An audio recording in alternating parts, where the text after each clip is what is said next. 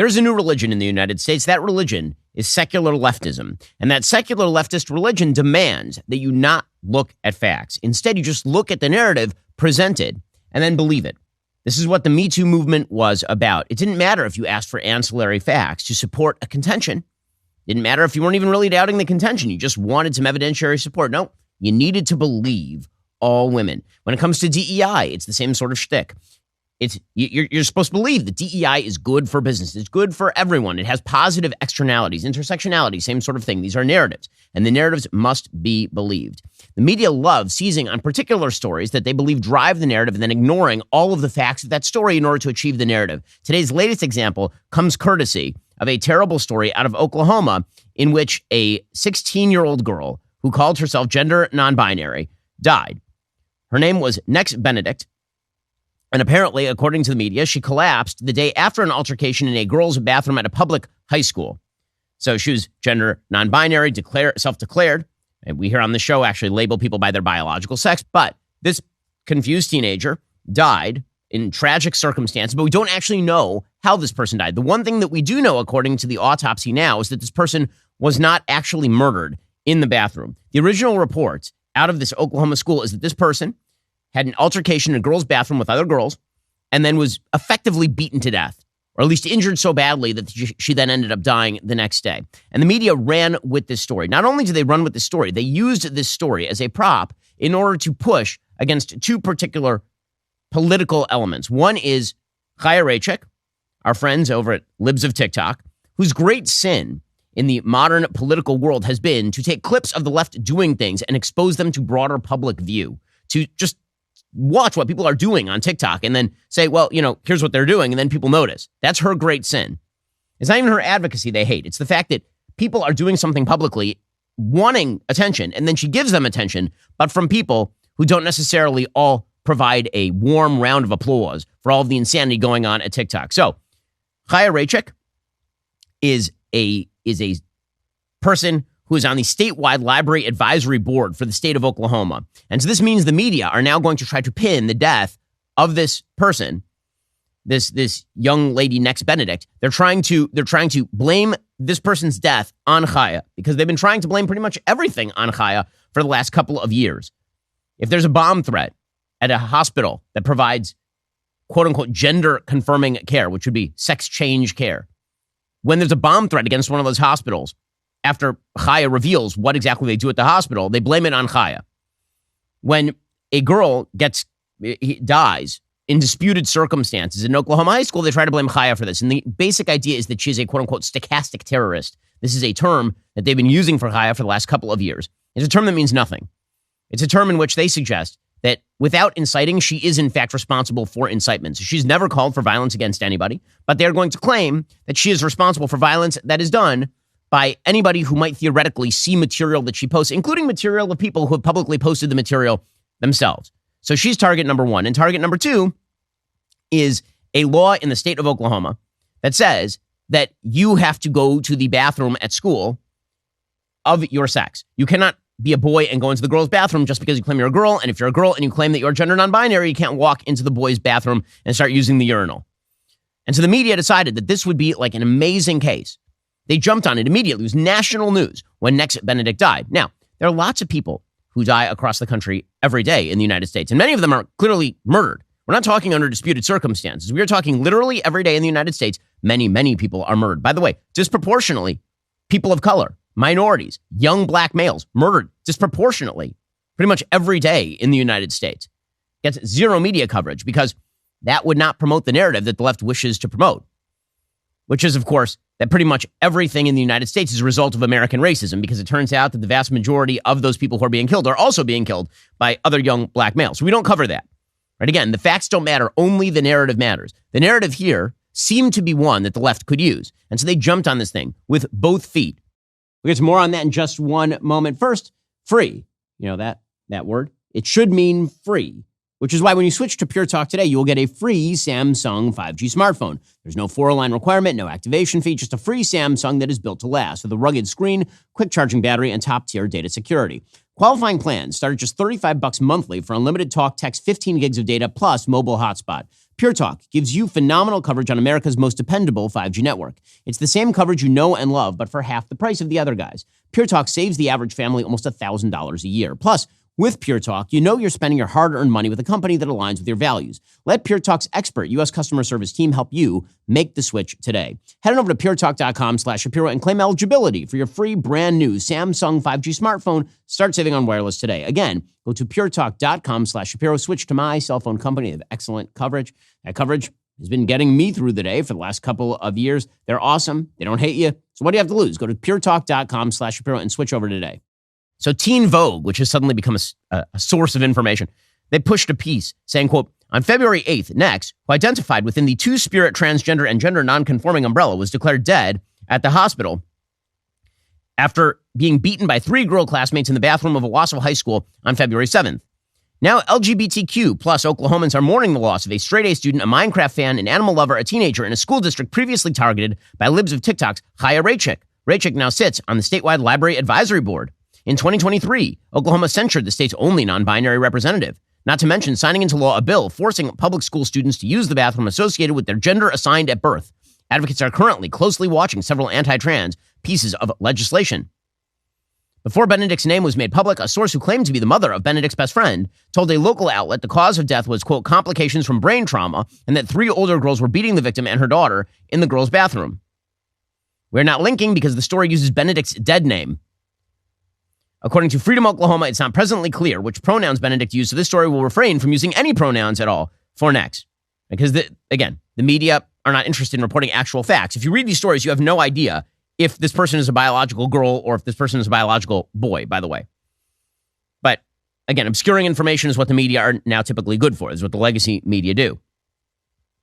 According to Teen Vogue, the anonymous source also alleged Benedict couldn't walk to the nurse's station without assistance and that the school did not call an ambulance, while the school claims they were unaware of the fight until informed by a parent.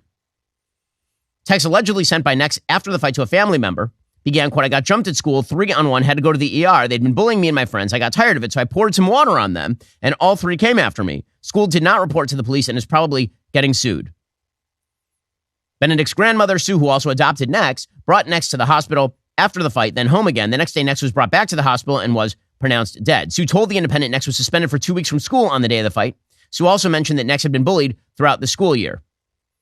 Okay, so everybody on the left ran with this story. This is front page news across the country. And then, as it turns out, this person may not have died as a result of the actual beating. Apparently, according to the autopsy suggested the opposite. According to USA Today, as police continued Thursday to probe the death of the Oklahoma teen, authorities announced a preliminary autopsy showed the student's death was not the result of trauma. They've not yet released the results of a toxicology report, so we have no information on whether drugs were involved or anything else. What we do know is that the autopsy does not attribute this to trauma. It doesn't matter. The cat is already out of the bag. This story already has legs and it's already running because this is the way our legacy media work. So this becomes just another hate crime against a person who apparently was involved in kind of an ongoing altercation with these other girls, pouring water on them. They were beating her up. And again, bullying of any sort is truly terrible. It shouldn't be tolerated at any school. The attempt of the media, however, to turn this into a weapon against the basic idea that sex exists or against legislation suggesting that girls should be protected from boys in the girls' bathroom. By the way, there's no evidence whatsoever that the Oklahoma law that says that girls should go to the girls' bathroom is responsible for this. Is there evidence that she would have been much better off if she had started using the boys' bathroom at this Oklahoma school? And absolutely unclear. One thing that is clear, by the way, is that actually the news story, assuming this is Teen Vogue, that went viral after Nex's death included allegation that teachers failed to summon medical care and that Nex was so badly injured in the fight that she couldn't walk on her own. Police and school officials both said those claims were false. In a statement on Facebook, the Owasso Police Department said each student involved in the fight, quote, walked under their own power to the assistant principal's office and the nurse's office after it was broken up. and a registered nurse then assessed the health of each student involved in the fight. She determined ambulance service was not required, but recommended the next visit a medical facility for further examination, and next did go to a hospital that afternoon. Doesn't matter. The story is more important. And this is the pattern for the left. How many race stories about supposed systemic American racism by police have turned out to be just lies? Whether it is Michael Brown, whether it is Trayvon Martin, the suggestion of which was that he was beaten to death randomly by a white Hispanic, whether it is the hands up, don't shoot narrative of Michael Brown, whether it is the George Floyd supposed racial killing that provided zero evidence whatsoever that anything that happened was motivated by race. Like literally zero evidence was even alleged or presented in court in that case. Beyond which, it's pretty obvious that George Floyd died of medical complications and that he didn't actually die because of the mishandling by Derek Chauvin, by autopsy reports. It doesn't matter. Once the narrative is set, the narrative is set. This goes all the way back to Matthew Shepard, which was the chief case used by the gay rights movement all the way back in 1998. There's an entire play called The Laramie Project that was based on the death of Matthew Shepard, and it was supposedly about this innocent-hearted gay young man in Wyoming who was beat to death by a couple of assailants, Aaron McKinney and Russell Henderson, who pistol whipped him with a gun and tied him to a fence in freezing conditions and set him on fire. And this was like the chief case. I remember, because I was in school at the time, I remember when this broke nationally. And this story was treated as like the evidence that America was a deeply homophobic, awful place for gay people. And Matthew Shepard was like case 1A. And then, as it turns out, virtually everything you knew about the case was a lie. It turns out that according to a journalist named Stephen Jimenez, who conducted 13 years interviewing more than 100 people with a connection to the case, the actual story of the Matthew Shepard death had nothing to do with him being gay. In fact, Jimenez found that Shepard was addicted to, this is according to The Guardian, and dealing crystal meth and had dabbled in heroin. He took significant sexual risks and was pimped alongside Aaron McKinney, who was one of his killers, with whom he'd had occasional sexual encounters. He was HIV positive at the time of his death. Jimenez says this does not make the perfect poster boy for the gay rights movement. Matthew's drug abuse and the fact that he knew one of the killers prior to the attack was never explored in court. Neither was the rumor that the killers knew he had access to a shipment of crystal meth with a street value of 10 grand, which they wanted to steal. So, but by the way, Laramie is considered the most liberal town in Wyoming. Employment is dominated by the University of Wyoming. So they just decided that they weren't going to, actually pay attention to the story. And this is how the media run their grift. The media is populated by people on the far left. Those people on the far left have a story they want to tell about the way that the world works. And if the evidence does not line up with the story, they just ignore the evidence. And they tell the story that they want to tell in pursuit of the ends they want to pursue. We'll get to more on this in just one second. First, are you tired of feeling sluggish, run down, just not your best self? Take control of your health and vitality with Balance of Nature.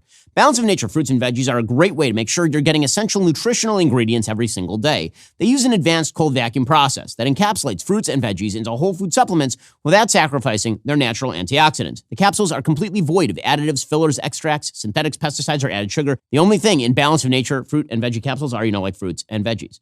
Past producer on this show, Jess, she's hanging out in the office today. She told me she hates shiitake mushrooms. Well, she is right to do so. And that's why we are giving her a bottle of fiber and spice today. Congratulations, Jess. Right now, you can order with promo code Shapiro to get 35% off your first order plus a free fiber and spice supplement. There's never been an easier way to make sure you are getting your daily dose of fruits and veggies. Experience Balance of Nature for yourself today. Head over to balanceofnature.com. Use promo code Shapiro. Get 35% off your first order as a preferred customer and that free bottle of fiber and spice. Again, that's balanceofnature.com, promo code Shapiro. Now, the problem with this particular perspective is that the results of it are truly bad. Because when you lie about how stories actually go down, when you lie about the evidence, you end up making bad policy. When you end up ignoring reality in favor of a narrative you wish to tell about the world, you end up running directly up against reality. And this is true pretty much everywhere. This is why yesterday when we were discussing Google Gemini and the morons who decided the policymaking for Google Gemini put in a bunch of parameters that basically banned white males from being generated under any circumstances. So you end up with people typing in founding father and coming up with black female George Washington, or type in draw me the Pope, and you end up with an Indian woman, right? The people who did that run up directly against reality. Now, the danger is they can try to change reality. That's what the media do. That's what our bosses in social media try to do. It's what members of government have tried to do historically. Try to change the reality around you. Incept into reality a narrative that doesn't make any sense. But reality always wins. This is one of my slogans, folks. Reality always wins. It may take a long time, and it may drive you nuts because they're gaslighting you. They will tell you a story that's false and tell you that you noticing the story is false is bad. This is why they're going after Chaya. Because Chaya has committed the grave sin of asking for evidence of contentions and or providing evidence of opposite contentions. But eventually, reality does win. And now, because everything moves so quickly, reality is winning faster than ever. And this is scaring the left, which is why, like Grand Moff Tarkin in Star Wars, they're trying to grip galaxies that they cannot hold. Like they are trying to grip tighter and tighter. The censorship regime is getting tighter and tighter because as reality gets away from them, they have to try to exert more and more control. But it's not going to work. You're seeing that most clearly with regard to what's happening in our colleges. So I mentioned this briefly yesterday, but it actually is a quite amazing story. Yale, according to Axios, is the latest elite university to reverse its pandemic-era test optional policy and will now again require standardized test scores to apply. The SAT or the ACT. Why? Well, because it turns out that counter to the idiotic narrative that your life experiences are a better predictor of your actual success than, a basic IQ test, which is essentially what the SAT or the ACT is, reality wins every time. So the correlation, as it turns out, between SAT and ACT results and future student success is actually better than all of the things that they've been saying are going to be predictive, like, these student essays about your victimized childhood. Yale said on Thursday it would resume requiring test scores of all applicants, expanding from the SAT and ACT to also include AP and IB exam results. Dartmouth has now done the same thing. At Brown, Brown is the most liberal of all of these schools. I mean, I've been to virtually all the Ivies at this point and spoken at most of them. And I got to tell you, Brown is just ridiculous. Brown is developing a committee to create recommendations on standardizing testing, legacy admissions, and early decision.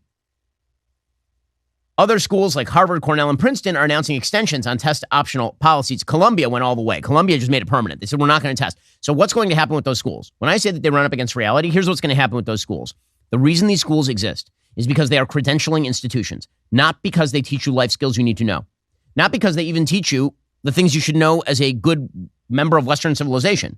That died long ago. The idea of college as a sort of intellectual breeding ground for good Western citizens who actually know their ABCs, that's gone away. You're not made a better citizen by college. In fact, very good case, you're made a significantly worse citizen by college. Because college has now become about the college experience, which mainly is screwing and drinking and doing pot now. And you're sent away from your parents to go do all of that. And that's what people mean when they say the college experience. They don't mean exchanging different ideas with diverse groups of people, because that's not allowed on college campuses anymore. They mean the sex, the alcohol, and the drugs, effectively. And being induced into a very left-wing view of the United States and the world. Okay, but what were these universities good for if they weren't teaching life skills and if they weren't making you a better citizen and if they weren't making you smarter or anything like that? What were they really good for? They're sorting mechanisms. We all know this. It is illegal in the United States for employers to use IQ tests to admit you to employment. It was made illegal by the Supreme Court back in the 1970s. There was a case in which they decided that it was discriminatory. Why? For the same reasons that all these universities tried and failed to actually get rid of the ACT and SAT. It turns out that whatever IQ tests were being used by employers were deemed discriminatory because not enough people of color were doing well on them. So the Supreme Court simply said that you could not use them for employment, that they were a violation of the Civil Rights Act. And well, colleges found a way around that by creating these quasi-IQ tests, which are the SAT and the ACT. And then they use those. And the reason that the credential meant something is because that was the only way that employers could tell if you were smart or not. They couldn't tell by your grades in school because you might have gone to a crappy school, and getting an A at a crappy school ain't that hard. But they could tell by looking at which college you went to, because the colleges were sorting you. If you went to Harvard, there was a 99.99% shot that you were a smarter person than a person who went to the local JUCO. Okay, but what happens when Harvard gets rid of its admission standards? Then its credential is no longer worth anything. The credential dies. Now, again, this is not true for everything at Harvard, right? That Harvard's STEM program, still really good. This is true at the vast majority of colleges. But a liberal arts degree, which is what I paid for. I went to UCLA, I got a poli-sci degree. And then I went to Harvard Law School and got a law degree. Did any of that teach me how to be a lawyer? Not much. Maybe 1 year of law school is necessary, maybe a year and a half at most. But what that really said was I had a high IQ. And that was true for the vast majority of people in a liberal arts college that was an Ivy League. And so when you get rid of the SAT or the ACT, what happens? You end up watering down your student population. The credential is now worth less. And remember, the college degree and the nature of the place where you get the college degree has become more important over time as more and more people have entered college. So it used to be that just having a college degree alone acted as a sort of imprimatur of IQ. Because there was a time in American history where not all that many people went to college, where the vast majority of people could get a job out of high school. And then the federal government, in all of its wisdom, decided that because people who went to college earned more money, everyone needed to go to college, which is a tremendous logical leap. That's really stupid. The reason that people who went to college earned more than people who went to high school is because, again, that was a sorting mechanism. And so what did they do? They decided everyone should go to college. Well, once you decide everyone should go to college, then the college credential loses its luster. So you have to keep putting upward pressure on the credentialing system. So now the Ivy Leagues mean a lot. But it turns out that you water down the system, even the Ivy Leagues don't mean enough. So now you have to get a post-grad degree. We'll get to more on this in 1 second. First, folks, I got to tell you, I am exhausted because my little 3-year-old last night decided to get us all up at 3 a.m., which means that right now I am fueled on Rage and Black Rifle Coffee. If you haven't tried Black Rifle Coffee yet, now is the perfect time to do so. Right now, you can get 20% off your first order with promo code Shapiro at blackriflecoffee.com. You'll see why they are becoming one of the most popular coffee companies in the country. Black Rifle Coffee is veteran-founded and veteran-run. They take pride in serving coffee and culture to people who love the country. When you shop with Black Rifle Coffee, your money goes a long way toward giving back to those who serve our nation. Every purchase you make helps fuel their mission to support veterans and first responders. This includes everything from getting much-needed equipment to first responders to helping veterans fight cancer and more. Plus, Black Rifle Coffee just announced a massive new partnership with the UFC, which they kicked off with a huge donation to the Hunter 7 Foundation. Black Rifle Coffee sources exotic grows from award-winning farms worldwide. Their stuff is awesome. Don't take my word for it. Go to blackriflecoffee.com right now. Get 20% off your purchase with code Shapiro. That's blackriflecoffee.com, promo code Shapiro. So what does this mean? It means simultaneously over time, more and more people have gone to college. And also it means, unsurprisingly, that according to the Wall Street Journal, half of all college grads are working jobs that do not use their degrees. We've created an entire scam credentialing system rooted in a bunch of bad evidence and bad data. Things like IQ tests don't matter, or SATs and ACTs don't matter, or everyone should go to college no matter their intelligence level. Now, all these things are not just propositions without evidence.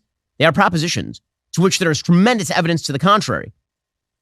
So what's happening? These colleges are having to reinstate all of these tests now to fight back against all of this.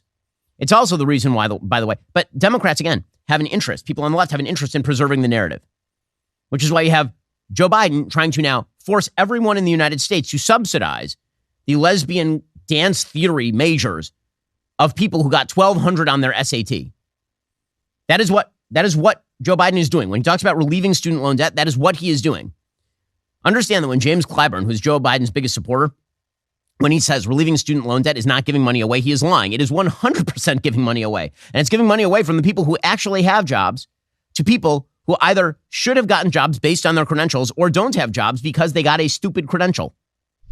Going forward, every 2 months, for the next 4 years, another 75,000 people will become eligible for this forgiveness. And I want to say to your listeners, this is not giving anybody's money away. Okay, it is giving the money away. But again, this is going to come face to face with reality as well. The college system is going to fall down. There's a reason, by the way, why a lot of blue-collar workers have turned toward the Republicans, are turning toward President Trump. There's a reason for that. According to Axios, one of America's most powerful labor unions has now reported its first major donation to Republicans in 2 decades after meeting with former President Trump last month. The Teamsters gave a $45,000 donation to the RNC's convention fund, per the FEC reports. The reported contribution is not an endorsement, but it's a powerful statement from a union that has supported every Democratic presidential candidate since Al Gore.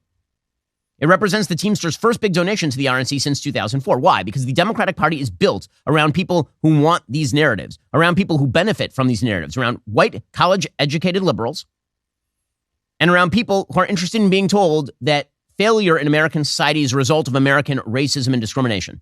That is the entire Democratic coalition. You know who doesn't like that? Maybe truckers, people who work really hard every day and maybe don't have that college degree, are working their ass off to get you the stuff you need across the country every single day. Maybe they're not enamored or enchanted by the nonsense that is being pushed on college campuses and now imbibed wholesale by the media and promulgated wholesale by the government. Maybe they don't like that very much. And reality always wins. And that's true whether you're talking about economics, whether you're talking about bathroom policy. Reality is always very, very likely to win. By the way, where is America's true growth going to happen? What's going to end up breaking the college system in the end is going to be tech.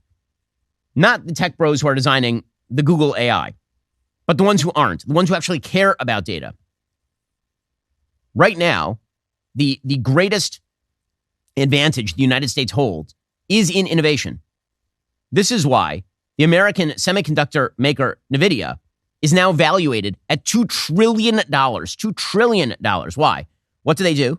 They design sophisticated microchips. They don't manufacture those. Those are being manufactured by TSMC over in Taiwan. Just another reason why the United States has an interest in a muscular foreign policy. Because for all those people who believe that foreign policy doesn't affect American policy, if China takes Taiwan and Taiwan is forced to either destroy its microchips or turn them over to the Chinese government, things are about to get very hairy for a lot of Americans, directly and in terms of American companies. In any case, Nvidia has reported skyrocketing revenues and profits from selling chips powering artificial intelligence. Nvidia is a massive success. Why? Because they care about results. And that's true for any successful business. Successful businesses care about results. DEI, the myths of the left, they do not comport with reality. And because they do not comport with reality, the left hates the reality. But guess what? The reality is going to win sooner or later. We'll get to more on this in just a moment. First, Grand Canyon University. It's a private Christian university in beautiful Phoenix, Arizona. And GCU actually shares our values. They believe that we are all endowed with certain unalienable rights, life, liberty, pursuit of happiness, and they equip you to serve others in ways that promote human flourishing, creating ripple effects of transformation for generations to come. Whether you're pursuing a bachelor's, master's, or doctoral degree, GCU's online, on-campus, and hybrid learning environments are designed to help you achieve your degree. GCU will meet you where you are, provide a path to help you fulfill your unique academic, personal, and professional goals. Find your purpose today at Grand Canyon University. Private, Christian, affordable. Visit gcu.edu. That's gcu.edu. Okay, meanwhile, over in the United Kingdom, we are seeing the wages of mass migration and multiculturalism. So approximately 15% of the entire population of London is now Muslim.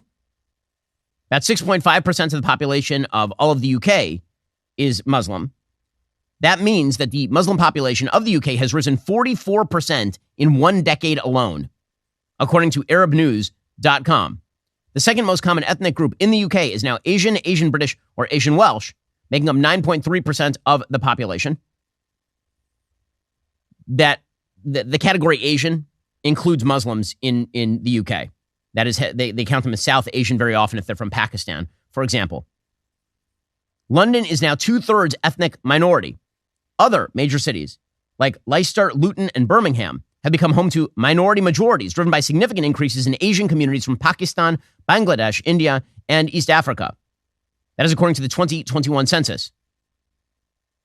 Okay, so what impact has that had on the UK? Well, it means a lot of tolerance for Islamic extremism and Islamic radicalism. When the West doesn't, again, reality always wins. Multiculturalism is a lie and a myth. And when you imbibe deep from that lie and that myth, what you end up doing is destroying your own civilization. And we saw that break out into the open over the course of the last few days in London's House of Commons. So just to set the stage, there has been a mass uptick in incidents of Islamic terrorism over the course of the last decade and a half in London. That ranges from the attack on Stephen Timms, who was a politician in Britain. This would be in 2010.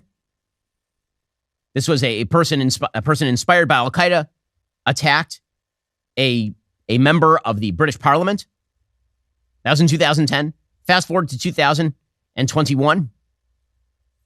Conservative MP for Southend West, named Sir David Amos, was actually murdered after being stabbed 20 times by an ISIS fanatic. Members of Parliament being attacked. So much so that just a couple of weeks ago, according to National Review, a Tory member of Parliament who represents a largely Jewish constituency announced his resignation Thursday after receiving a barrage of death threats following his support for Israel and condemnation of anti-Semitism in the UK. After serving more than 30 years in public office, MP Mike Freer, who represents Finchley and Golders Green is the most Orthodox Jewish area of London, said he is not pursuing the seat again as a Conservative Party candidate in the next general election. Here he was explaining. So, Mike Freer, you're going to leave politics. You always said that you wouldn't. Why are you doing it now? I think there comes a point when the threats to your personal safety become too much, and also too much for our spouses and our family. And we can't do this job without the support of our spouses and family. And so, too many incidents, some of them a lot of low level, which all MPs cope with, and 2 or 3 very serious ones which threaten my personal safety. So at some point you have to say enough. And what sort of threats have you had? Well, obviously I had run-ins with Muslims Against Crusades, who had a very unsubtle threat about coming to stab me. Then, of course, Ali Habibi Ali, who then went on to kill David Amos, came to Finchley before he went on to kill Sir David. And then recently, the arson attack in my office. So, those are the most serious ones. But, when you come out of your house and find notes left on your car or mock Molotov cocktails on the office steps, followed around Brent Cross Shopping Centre where someone's shouting, you're useless, it all adds up to saying there must be a better way to live. Don't worry, it's just multiculturalism. On the advice of police, the police told him to do this. Freer and his team have been wearing stab vests when out in public with constituents. They literally wear around vests so that if they are stabbed, they won't die. Meanwhile, you have the mayor of London, Sadiq Khan, who's a radical on his own, who was calling for a ceasefire in the Gaza Strip as of October 27th, 2023. We're not talking about like now, when we are in late February. It's dumb enough to call for a ceasefire now when Israel's on the verge of victory over Hamas. But he was calling for a ceasefire in Gaza literally 1 week after Israel started its aerial attacks in Gaza, and about 2 weeks after the actual murder of 1,200 Jews inside Israel, and while 240 hostages were still being held in the Gaza Strip. Here was Sadiq Khan, the mayor of London. Remember, this is what the wages of multiculturalism are quite real. Here was the mayor of London. This is back in October of 2023. This is all predicate to what happened over the course of the last week. The terrible situation in Gaza now looks set to deteriorate even further. Thousands of innocent civilians, men, women, and children have already been killed. And it's becoming impossible for aid to reach the people who desperately need it. Substantial military escalation is now likely, which will only deepen the humanitarian disaster. Sadiq Khan, of course, has been a very anti-Israel force since he entered office as London's mayor. He's a member of the Labour Party. The Labour Party has been rift, like the Democratic Party in the United States, between the wild anti-Semitism of Jeremy Corbyn and the sort of more moderate left-wingism of Keir Starmer, who is the new Labour leader. Corbyn was ousted after failing dramatically in his last electoral attempt. Well, Keir Starmer has now been forced into taking the left-wing position with regard to a ceasefire. So earlier this week, because of pressure on his left, he called for a permanent ceasefire. An end to the fighting, not just now, not just for a pause, but permanently. A ceasefire that lasts, conference, that is what must happen now. The fighting must stop now. Any ceasefire cannot be one-sided. It must stop all acts of violence on both What actually happened with Keir Starmer? So what actually happened with Keir Starmer here is that there is another party in the UK Parliament. And this is how this broke out. So yesterday, and over the course of the last week, there's been heavy pressure on the UK Parliament to adopt some sort of resolution condemning Israel for defending itself in Gaza. And this has amounted to members of Parliament being threatened. Here's some tape of a member of Parliament being chased down by a mob.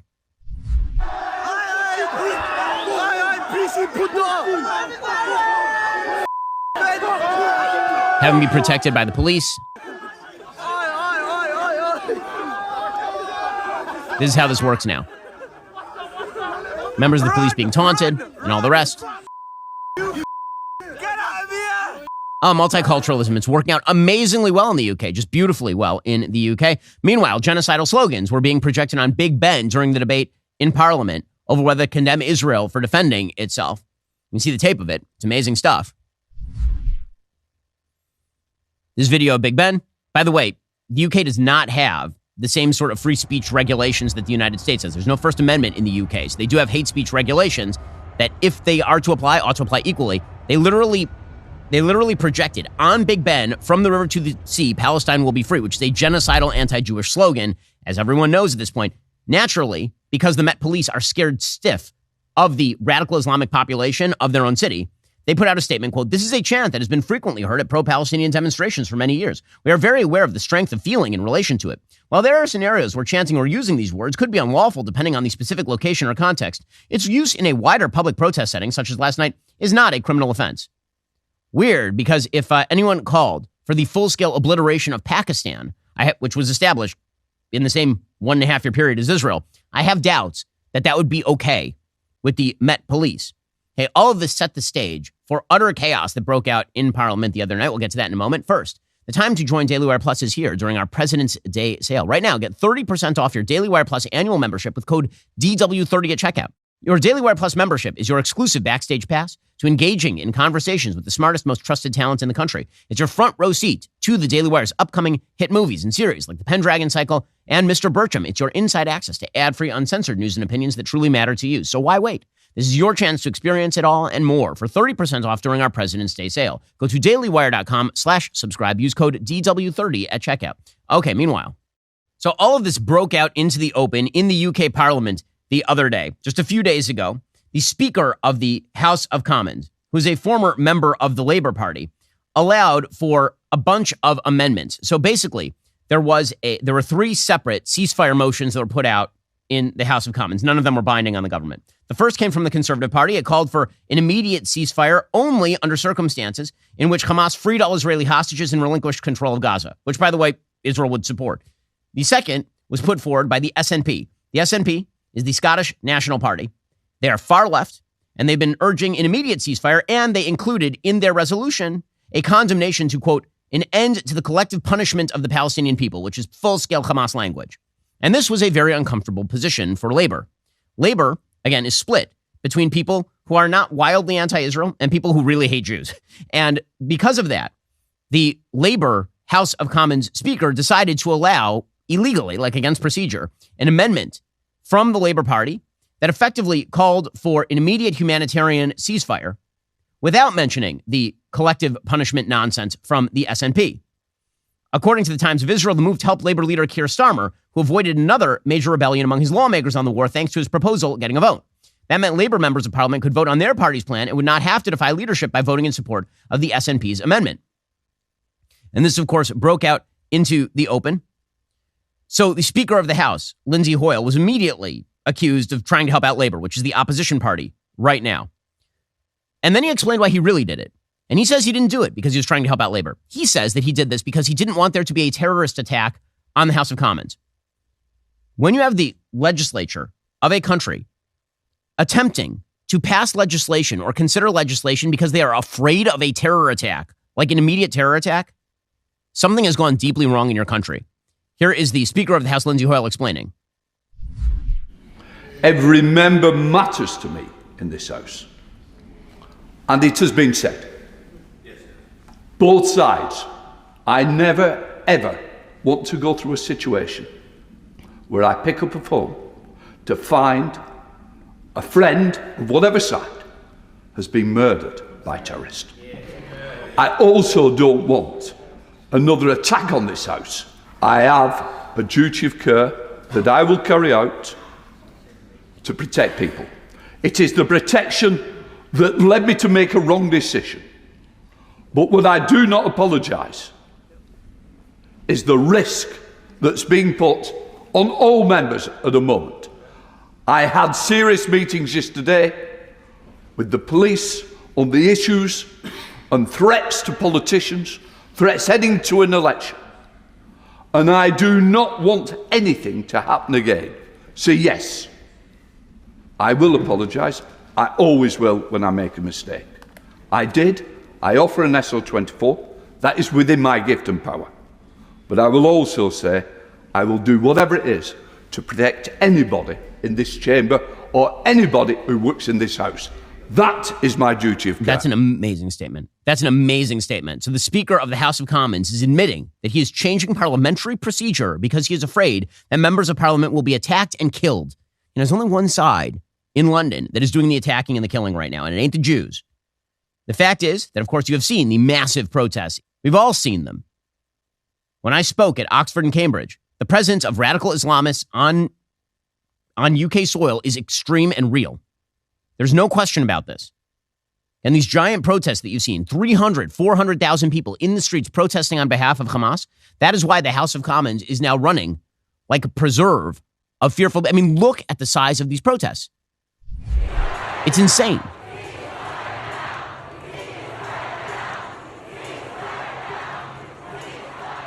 These are people who are protesting on behalf of a terrorist group, Hamas, of the preservation of the terrorist group Hamas. That is what is happening. And the UK Parliament is falling for it. This is what happens when you ignore reality.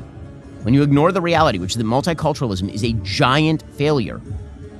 When you ignore that reality, this is what you end up with. And it is a disaster. It is a full-scale disaster. A Jewish MP named Andrew Percy talked about the intimidation of members of Parliament.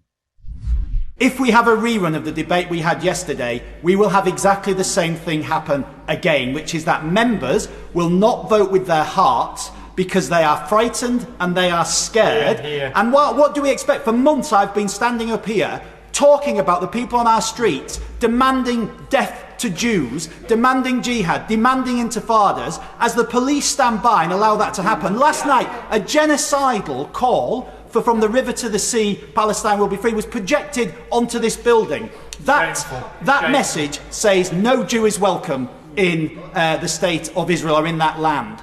This is going to continue happening because we're not dealing with it. So if we have a rerun of this, can the leader explain to me what will be any different and how will members vote with their hearts and their consciences? Because too many will not at the moment because of the threats we're receiving, threats that are telling us to leave this country in some of our cases and telling us that they want us or our families to be subjected to pain and to death. This is what happens in a country that has completely lost its way. And the United States can lose its way in the same exact form and fashion. When you decide to ignore reality, this is what happens to you too as a country. Meanwhile, Joe Biden has now escalated sanctions on more than 500 Russian targets. This comes amidst the reports of the murder of Alexei Navalny. I'm going to assume it's a murder because, I mean, that's pretty much obviously the case. So, in any case, Joe Biden yesterday met with the widow of Alexei Navalny. He said, "Today I met with Yulia and Dasha Navalnaya, Alexei Navalny's loved ones, to express my condolences for their devastating loss. Alexei's legacy of courage will live on in Yulia and Dasha and the countless people across Russia fighting for democracy and human rights." Afterward, by the way, he then walked out to a car that was to take him to a different location and proceeded to call her Yolanda. I'm not kidding you. Her name is Yulia. That's not even, like, Yolanda isn't even a Russian name. Like, in any case, the president of the United States has not been with us for some time. Also, apparently, in a meeting with donors, Joe Biden called Vladimir Putin a crazy SOB. Here's what CNN reported yesterday. Off script, off camera, and amongst friends, Democratic supporters and donors, is where President Biden appears most comfortable leveling some of his sharpest and most direct attacks. Speaking at a fundraising event in San Francisco last night, the president took aim at several of his adversaries, including Russian President Vladimir Putin. Quote, "We have a crazy SOB, that guy Putin and others. And we always have to be worried about a nuclear conflict, but the existential threat to humanity is climate," he said. Okay. First of all, he's so out of it. So he's talking about the dangers of Putin, and he's still talking about the weather. It's the weather that's really the problem. Meanwhile, Vladimir Putin, who again is a canny political operative as well as a vicious dictator, he was asked about Biden's comments. He's like, "Fine, call me a crazy SOB, but I am kicking your ass." Listen, we recently talked and you asked me who we prefer as the future president of the United States. I said that we will work with any president, but I believe that for us, for Russia, Biden is more preferable. Okay, so why is he doing that? Obviously, the speculation is that it's a psyop, essentially, that he's reversing himself, that really he wants Trump. This is what the media want to say, that he really, really wants Trump, and that he is saying Biden specifically so that people will vote against Biden, thinking that he is working with Biden. Whatever the case may be, the bottom line is that the Biden administration has slow-walked aid to Ukraine at the beginning, made absolutely unclear what America's interests are in Ukraine in the first place, which has undermined a lot of American support for Ukraine in the first place. Meanwhile, the president unleashed some new sanctions yesterday. They're on more than 500 targets. Apparently, they're set to be rolled out by the Treasury and State Departments in full today. They come after the White House signaled that they were preparing major penalties after the recent death of Navalny in a Russian prison. This is according to the New York Times. The U.S. has been closely coordinating with Europe in its efforts to cut Russia off from the global economy. This week, the EU unveiled its 13th tranche of sanctions on Russia, banning nearly 200 people and entities that have been helping Russia procure weapons from traveling or doing business within the bloc. Now, listen, if Biden wanted to do more than this, he certainly could. He could be pushing secondary sanctions on major companies that are doing business with the Russians. He could be trying to put pressure on the Chinese and the Iranians. Unfortunately, he's doing none of those things. So again, lack of clarity on policy from the president of the United States. And this, of course, is leading people to think that there is no plan, because there kind of isn't, according to Joe Biden. According to the same New York Times that has been stumping consistently for support for the war in Ukraine, quote, the Biden administration and European allies call President Putin of Russia a tyrant and a war criminal, but he enjoys a standing invitation to the halls of power in Brazil. The president of Brazil says Ukraine and Russia are both to blame for the war that began with Russia's military invasion. His nation's purchases of Russian energy and fertilizer have soared, pumping billions of dollars into the Russian economy. And as we noted yesterday, the Secretary of State went to hang out with Lula and praise him literally yesterday. 2 years after the beginning of the war, according to the New York Times, Putin is not nearly as isolated as U.S. officials had hoped. Russia's inherent strength, rooted in its vast supplies of oil and natural gas, has powered a financial and political resilience that threatens to outlast Western opposition. In parts of Asia, Africa, and South America, his influence is as strong as ever or even growing. His grip on power at home appears as strong as ever as well. The war has undoubtedly taken a toll on Russia. It has wrecked the country's standing with much of Europe. Beyond North America and Europe, however, there's a lot of evidence to the contrary, with China, India, and Brazil buying Russian oil in record quantities. Now, again, this would be an opportunity for the United States to use the power of its LNG industry in order to undercut the Russians. But are they doing that? Nope, because the environmentalists, because the big threat is climate. Meanwhile, are they putting pressure on places like Brazil? No, they were too busy celebrating when Jair Bolsonaro lost the election to Lula da Silva, that corrupt oligarch. Meanwhile, apparently the Pentagon is learning new lessons from the war in Ukraine. And the thing they're mostly learning is that we spend a lot of money on tech and not enough money on, actual weaponry. According to the Washington Post, the character of war is changing. The lessons taken from Ukraine stand to be an enduring resource. The Ukraine conflict has challenged core assumptions. The war has become an attritional slugfest, with each side attempting to wear down the other, a model thought to be anachronistic, said Stacey Pettyjohn, director of the defense program at Center for a New American Security. It has complicated a long-held belief in the Pentagon that expensive precision weapons are central to winning America's conflicts. GPS-guided munitions provided to Ukraine have proven vulnerable to electronic jamming. Its military has adapted by pairing older unguided artillery with sensors and drones, which can be used to spot targets and refine their shots. So they've also told people to stop using cell phones near the front lines. Personnel portraying enemy forces during one simulated attack were unable to determine the path the helicopter took, but after examining commercially available cell phone data, they were able to map the journey of a device traveling across the desert at 120 miles per hour. And it revealed where an Apache flew to evade the defenses. So again, the American military is learning some things from this battle. Suffice it to say, however, that Russia so far has survived.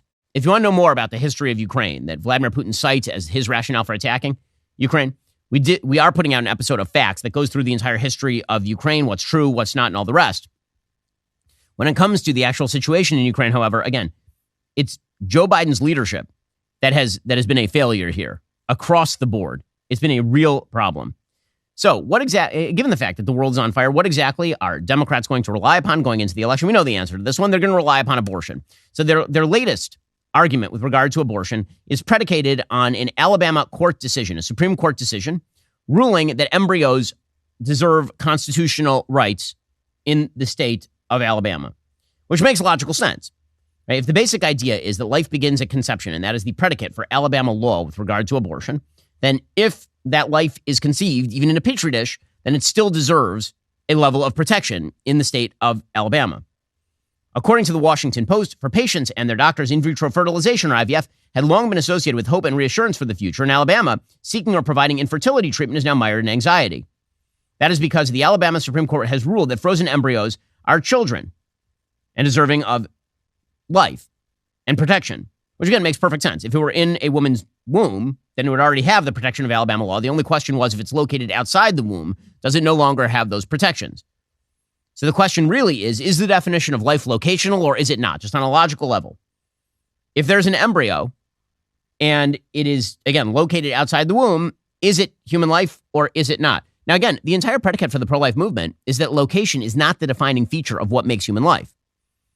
It is the pro-choice movement that suggests that location is what truly matters, right? This is why the pro-choice movement will argue that a baby who's born is a baby, but a baby still in mommy's tummy is just a cluster of cells. And the pro-life movement has argued whether it's in the stomach or out of the stomach is irrelevant. The real question is the definition of life itself. So the Alabama Supreme Court last week ruled that frozen embryos are people and someone can be held liable for destroying them. The first of its kind ruling came as at least 11 states have broadly defined personhood as beginning at fertilization in their state laws. That Alabama case focused on whether a patient who mistakenly dropped and destroyed other couples' frozen embryos could be held liable in a wrongful death lawsuit. The court ruled the patient could, writing it had long held that unborn children are children. Now, that was also true for frozen embryos, affording the fertilized egg the same protection as babies under the Wrongful Death of a Minor Act. Now, again, that makes perfect logical sense. People are trying to say that that's crazy. I fail to understand how exactly that's crazy. The entire predicate for the pro-life position is life begins at conception. If life begins at conception and a child has already been conceived, a human being with potential, then that holds true regardless of the location. The court said it applies to all children born and unborn without limitation. It is not the role of this court to craft a new limitation based on our own view of what is or is not wise public policy. That's especially true here, where the people of the state have adopted a constitutional amendment directly aimed at stopping courts from excluding unborn life from legal protection. Now, again, that doesn't mean the legislature couldn't change its mind on IVF or change the law to exempt IVF. But under current law, and it's the job of the Alabama Supreme Court to interpret current law, that is, in fact, what the law says. So this has led to what Democrats thinking is a winning issue, which is the suggestion that IVF will be outlawed everywhere because if you are saying that you have to protect embryos that are conceived, then what do you do with IVF? So my own personal position with regard to IVF has always been that you should incept the number of embryos that you are willing to bear to term. That otherwise you are doing something that is effectively quasi-eugenic. That when you create, say, 7 human embryos, and then you discard 5 of them so that 2 of them can be implanted, the only thing that separated the 5 that were discarded from the 2 that were implanted was your choice. It was not the definition of the life. If you had picked one of the other 5, that also would have turned into a human child. And I've seen people who are comparing this to sperm or egg. That's obviously a different thing. Sperm on its own will not grow into a human. An egg on its own will not grow into a human. A fertilized human embryo will, in fact, turn into a human if placed in the proper conditions. And when I say turn into a human, I mean it is a human now. It will turn into a baby if placed in proper conditions. So the Washington Post, of course, is jumping all over this. There are a lot of people, I know people who have used IVF to conceive. I've offered money to help people use IVF to conceive. My only condition in actually providing a loan or a charitable giving on that was my own pro-life position, which is implant them, even if it's more expensive. If you want to implant 2 embryos, then conceive 2 embryos. That is the pro-life position on this particular measure. Now, does that make for awkward politics? Sure, because pro-life always makes for awkward politics. The reality is that the vast majority of Americans are like in the 15 to 16 to 12 week stage with regard to where they think abortion is and is not appropriate. That doesn't mean they're right. A lot of people think a lot of things about morality that are wrong, as it turns out. However, the attempts to paint... 2 things can be true at once. 1, the Alabama Supreme Court is totally correct, morally and legally speaking. And second, this can be politically damaging for Republicans. Those 2 things can certainly coexist. There are a lot of things that you say that are true that are not necessarily politically helpful. Democrats are counting on that. So according to the Medical Association of the State of Alabama, the significance of this decision impacts all Alabamians and will likely lead to fewer babies, children, grandchildren, nieces, nephews, and cousins as fertility options become limited for those who want to have a family. Earlier on Wednesday, Beth Malaysia, a partner at Alabama Fertility, had to call 4 of her patients, all of whom were scheduled for embryo transfers in a few hours, to tell them the clinic was pausing all transfers for at least a day or 2. The decision to cancel embryo transfers but to continue with other procedures like planned egg retrievals was made under the guidance of the clinic's lab directors and lawyers. The 4 patients will now have to wait at least a month for their next ovulation to start an embryo transfer. No one was confident, I guess, at the clinic that if an embryo failed to thaw, that they wouldn't be held liable. Well, that's a different thing. I mean, again, I'm confused as to why you would misinterpret that idea. So if you have a frozen embryo, you unfreeze the embryo and it fails to thaw properly, and unfortunately it dies. That is not an act of murder. That is an accident. That is what happens with many human embryos that do not come to fruition. I mean, a huge number of miscarriages are effectively spontaneous abortions by the body. So, again, as always in politics, two things can be true at once. The right position can be politically damaging. Democrats are counting on that, full stop. Does that mean the end of IVF? No, it means much more careful use of IVF and serious thought about how many embryos ought to be fertilized in order to be implanted. It will lead to fewer embryos being fertilized and fewer embryos implanted, and also fewer embryos being randomly discarded. Alrighty, folks, coming up, we'll jump into the vaunted Ben Shapiro Show mailbag. If you're not a member, become a member. Use code Shapiro. Check out for 2 months free on all annual plans. Click that link in the description and join us.